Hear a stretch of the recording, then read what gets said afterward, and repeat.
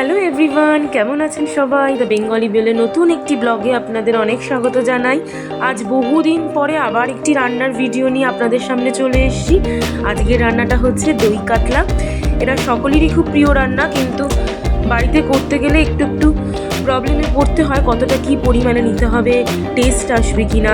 তারপর এরকম একটা লোভনীয় ডিশ বলে কথা। তো আজকে আমি প্রথম থেকে সবটাই দেখাচ্ছি আপনাদের। চলুন কিভাবে কি করলাম একটু শেয়ার করে নিই। ভিডিওর একদম প্রথমেই দেখালাম যে পেঁয়াজটা ভালো করে মিক্সিতে বেটে নিলাম। পেঁয়াজ বাটার পরে আদা রসুনটাও মিক্সিতে পেস্ট করে নিলাম, তারপরে কাঁচা লঙ্কা। এবার আমি টক দই নিয়েছিলাম, 1 বাটি টক দইয়ের মধ্যে ধনে জিরে গুঁড়ো ভালো করে মিশিয়ে নিচ্ছি। নিয়ে এই মিশ্রণটাকে আমি আলাদা করে রেখে দেবো। ধনে জিরে গুঁড়োর পরে একটুখানি গরম মশলাও দিয়ে দিলাম, তাতে খুব সুন্দর গন্ধ হয়। এবার দেখুন, বেশ কিছু কাজু বাদাম নিয়েছি আর পোস্ত নিয়েছি। সেই পোস্তগুলো ভালো করে একটু ছাঁকনিতে ধুয়ে নিলাম, যেন এখন পোস্ততে অনেক গুঁড়ো থাকে। পোস্ত, কাজু বাদাম সব মিক্সিতে দিয়ে আমি বেটে নেবো এটা ভালো করে। আমি প্রথমেই সব মিশ্রণগুলো আলাদা আলাদা করে তুলে রাখছি, তারপর পরের দিকে মাছগুলো ভাজবো। তো চলুন, এটা বাটা হয়ে গেছে। বাটার মধ্যে সামান্য করে একটু করে জল অ্যাড করতে হবে, নয়তো একদম ড্রাই খুব ভালো বাটা হয় না। এই যে প্রত্যেকটা জিনিস আমি রেখেছি। একটা ছিল টক দইয়ের যে মিক্সচারটা, সেটা, আদা রসুন পেস্ট, পেঁয়াজ বাটা, কাঁচা লঙ্কা বাটা আর কাজু বাদাম পোস্ত বাটা।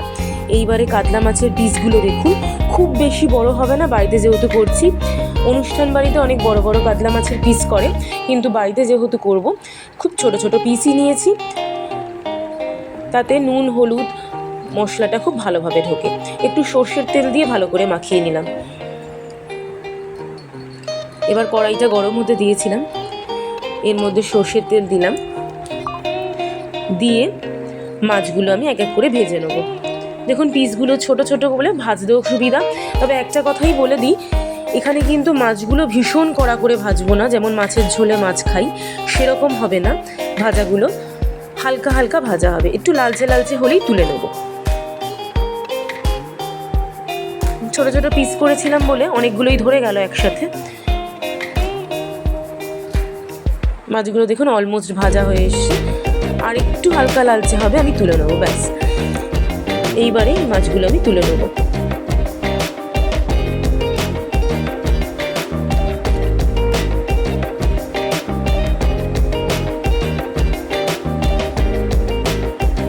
দই কাতলা করার সময় অবশ্যই কিন্তু এটা মাথায় রাখতে হবে, এটা খুব বেশি ফ্রাই করা যাবে না, তাহলে মাছের মধ্যে যে সফটনেস সেটা নষ্ট হয়ে যাবে। এখন আমি একটা আলাদা পাত্রে 2টো তেজপাতা, একটা শুকনো লঙ্কা, কিছু গোটা গরম মশলা, গোটা গরম মশলার মধ্যে দারচিনি, লবঙ্গ, এলাচ আছে। এইগুলো আমি এবার গরম তেল দিয়ে একটু নাড়াচাড়া করে নেব। গোটা গরম মশলা একটু নাড়াচাড়া করার পরে আমি এটাকে একটু চাপা দিয়ে রেখে দেবো, তেজপাতাটা সামান্য লাল লাল হওয়া অবধি। একটু লালচে হয়ে গেলে তার মধ্যে আমি পেঁয়াজ বাটাটা দিয়ে দেবো।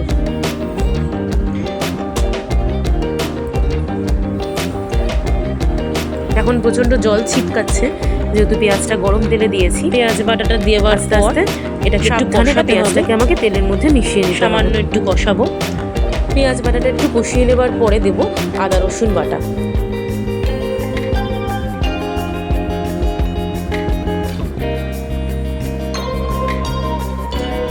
দিয়ে সবটা ভালো করে আবার কিছুক্ষণ কষাবো। এবার আমার এটা কষানো রেডি। দেখবেন জলটা একটু মরে গেছে। জলটা যেই টেনে যাবে এর মধ্যে আমি দিয়ে দেবো এবার কাঁচা লঙ্কা বাটা।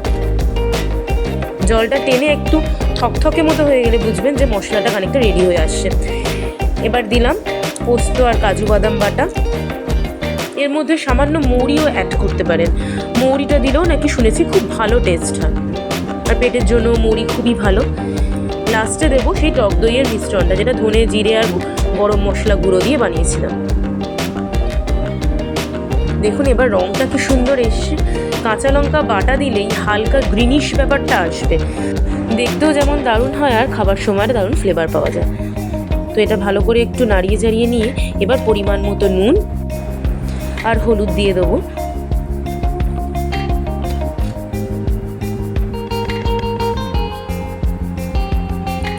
বেশি হলুদ দেওয়া যাবে না, সামান্য হলুদই দেবো।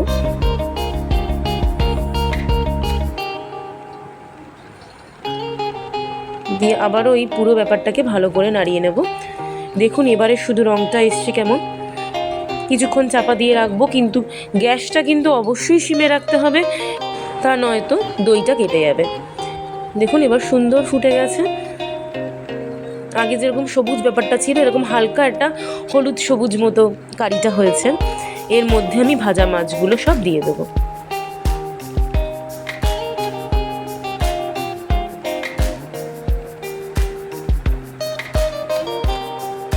সবগুলোই ধরে যাবে।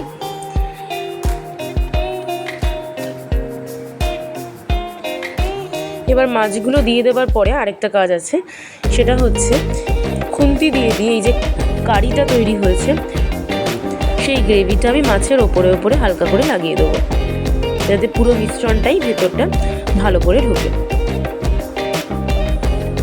এরকম করে অলমোস্ট সব মাছগুলোকেই আমি ভালো করে লাগিয়ে দেবো। দেখুন এবার সব মাছের ওপরেই এই গ্রেভিটা আমি দিয়ে দিয়েছি।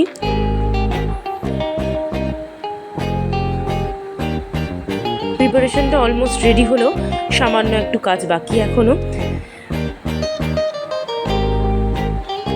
এইটা এখন আমি চাপা দিয়ে রেখে কিছু ধনেপাতা আর কাঁচা লঙ্কা আমি কেটে নেব, কারণ এই দই কাতলাতে সবার শেষে ধনেপাতা আর গোটা কাঁচা লঙ্কা মাস্ট, নইলে কিন্তু সেই স্বাদটা আপনাদের পুরো আসবে না।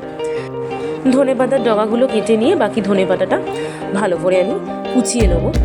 আর কাঁচা লঙ্কাগুলো কিন্তু লম্বা লম্বা চিরেই দিতে হবে, ছোট ছোট করা যাবে না। কাঁচা লঙ্কাগুলো মাঝখান বরাবর চিরে ওপর থেকে ছড়িয়ে দেবো, ধনেপাতাগুলো কুচিয়ে নিয়ে এরকমভাবে ছড়িয়ে দেবো। তাহলে আজকে আমার দই কাতলার প্রিপারেশন রেডি। বাড়িতে ঘরোয়া পদ্ধতিতে এইভাবে আপনারাও করতে পারেন দই কাতলা, ভীষণ ইজি। তো আজ ভিডিওটা আমি এখানেই শেষ করছি। রান্নাটি যদি ভালো লেগে থাকে তাহলে অবশ্যই লাইক কমেন্ট করতে ভুলবেন না।